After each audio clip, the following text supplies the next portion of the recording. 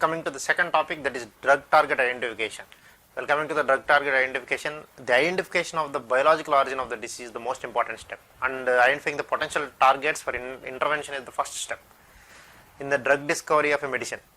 More than art, it is a science. That means the target identification is grounded into a number of different approaches and technologies, many of which are used in research and early development of the stage.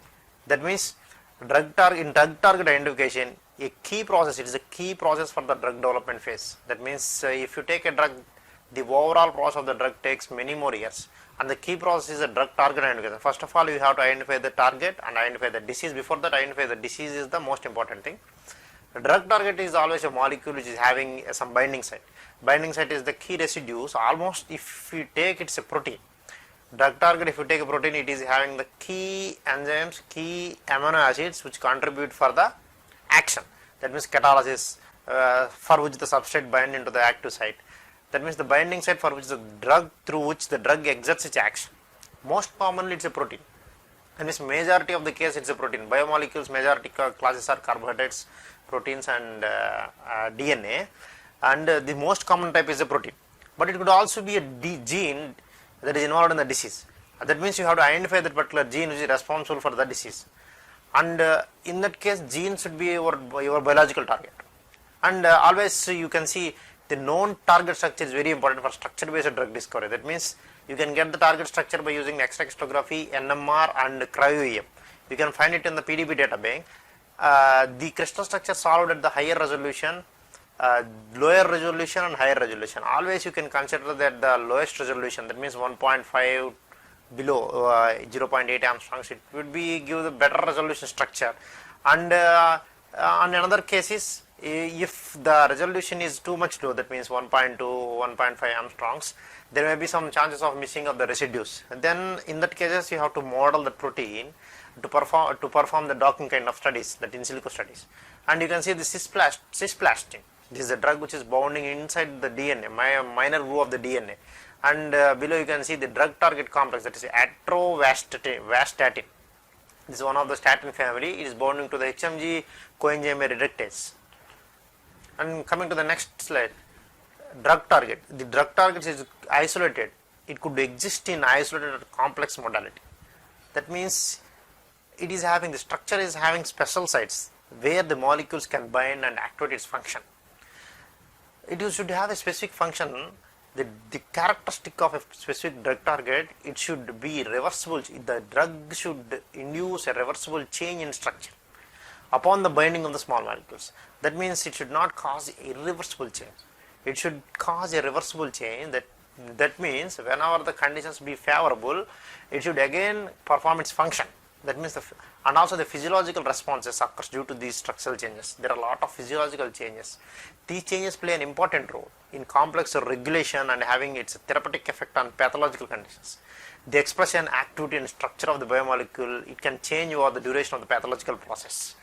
There are a few common approaches for the drug target identification. That means one of the technique is data mining. That means you need to search the thorough searching of the literature. From the literature you can get some information about identification of drug target.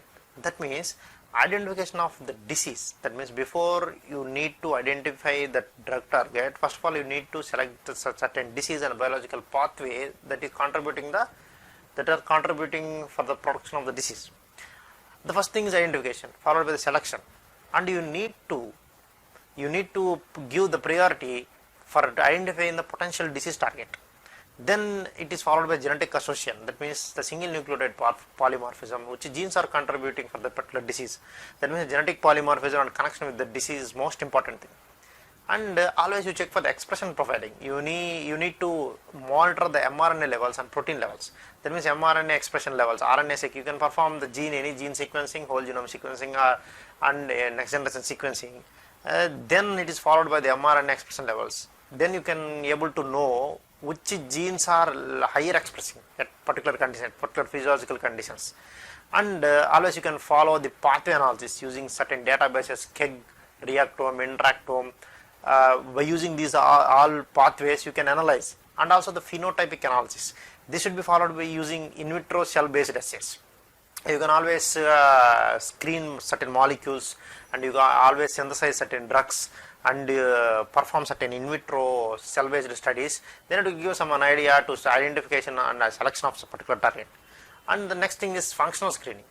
This is a knockdown approach. That means you will knock down the gene. That means it will decrease the production of that particular gene, expression of that particular gene, and knockout. You will remove certain gene and see the phenotype, what the characteristic changes observed in the phenotype. This can be performed using certain specific tools. And the next approach is target validation. Target validation shows that a molecular target is directly involved in disease. That means you already selected a disease and identified a drug target, then you need to go for a validation procedure for your particular hit. This is the kind of modulation of the target that is likely to have a therapeutic effect. And the most important criteria for target validation is to take the multi-validation approach. That means a lot of approaches like genetic manipulation of target genes, like we talked before, the knocking down using siRNA, that means silencing RNA. You can silence the RNA and you design certain targets, you can silence the RNA. And miRNA, the same thing you can apply for the siRNA. And you knock out the gene using TALENs and CRISPR and ZFNs. You knock out the gene and see the function. Knocking in the gene, and you introduce certain mutation or introduce certain fragment of region or introduce certain frame shift mutation, then you can knock in the gene and goes for viral transcription of the mutant genes. You can generate the antibodies by interacting the target with high affinity and blocking further interactions. And always you can go for chemical genomics, but it is not preferable widely using in the biological targets because chemical causes toxicity. Before going to that, you need to prioritize your sample and you need to check for ADME properties and every toxicity properties. Then you can validate your study. First of all, target identification with the help of the high computing facility in high performance clusters. With the help of these computers, this made so easy. The target prediction using predictive modeling, and also you can take the help of the artificial intelligence and machine learning algorithms, so that it has a prioritized idea to identify the targets, and always search for the target databases. Target database is a repository where you can find a lot of compounds. That means systematically stored information about known targets, and also the druggable proteome, which proteins contribute for the particular disease, and what is your perfect druggable site to stop the particular disease or to stop the particular block the particular target. Then you can know the druggability estimation. Always the prediction of protein druggability using modeling, and always your modeling and docking should be followed by simulations. Simulations is the perfect idea because it is reproducing the natural scenario in which your ligand goes to sit in your binding site of the target. That means it is the perfect scenario where you can perform the simulations and you can reproduce the results. Next is gene expression profiling. That means you can use certain analytical tools to identify differentially expressed genes. You can use nowadays the genomic analysis is upcoming field. It's the upcoming field. You can perform the NGS, next generation sequence analysis, and you can figure out what kind of genes are overexpressing, what kind of genes are lower expressing, and you can figure out some ideas. And target prediction, there are a lot of servers like the Swiss target prediction and the Swiss target predictions, drug bank, different kinds of target prediction servers are available. You can combine the data, that is the two-dimensional library. Two-dimensional library means two-dimensional structures, the small molecules, and combine the data of two-dimensional and three-dimensional similarity. There are a lot of known library molecules, active molecules are available in Swiss target prediction server, a lot of molecules, and also these 3,70,000 molecules, known actives, these are active over 3,000 proteins from three different sources. That means a set of known bioactive compound, a set of respective target molecules. You can extract the features and train a model like QSR model. You know that particular molecule is inhibiting the particular target. From that you can extract the data, and if you train the model will give, if at all you predict a new model, you synthesize a new model, or you synthesize a new molecule. In order to evaluate your new molecule with respect to that already known bioactive compounds, this will give the output and it will give as a predictive model. By that you can easily calculate the properties, molecular descriptor properties and molecular properties of the particular your new molecule. Next, this is a target database. There are a lot of target databases are available for the known and validated targets. By using these validated targets, the drug bank is one of the good resource to validate your targets, to search for your targets. The targets of known and also the marketing drugs with biochemical pathway information are much available in the drug bank. If you search any drug, any target, known target, or if you search any known molecule, the drug bank will generate a lot of results, and from that you can generate you can export whatever you wanted to do. Next, this is one of the good database, it is therapeutic target database, TTD. It is also a validated database, and it contains a number of repurposed drugs and approved drugs, clinical drugs under clinical trial, and also it contains the information of plant molecules, lot of plant molecules. Whenever you see the druggable proteome, almost all pharmaceutical compounds target certain proteins which primarily belong to one of the 4 classes, that is already we discussed: enzymes, transporters, ion channels and receptors. Apart from the identified proteins, there is a significant portion of human proteome which is expected to be druggable. There are a lot of new approaches are being directed towards investigating the druggable proteome and predicting the druggability of pockets from the proteins which are identified as the targets. And a lot of examples you can see drug targets. If you see the examples, MAP kinase, GPRs, transforming growth factor, these are the by using certain ligand based approaches, where your protein structure is not known. By comparing the previously known ligand active information, you can search for the target. And a lot of drug targets like biotin, secretase, PIM kinase, by using a lot of computational approaches like molecular dynamic simulations, free energy perturbations, linear interaction energy, docking, virtual screening, shape-based approach, lot of approaches. By using different tools also you can find the best way of finding the drug targets against your particular drug target.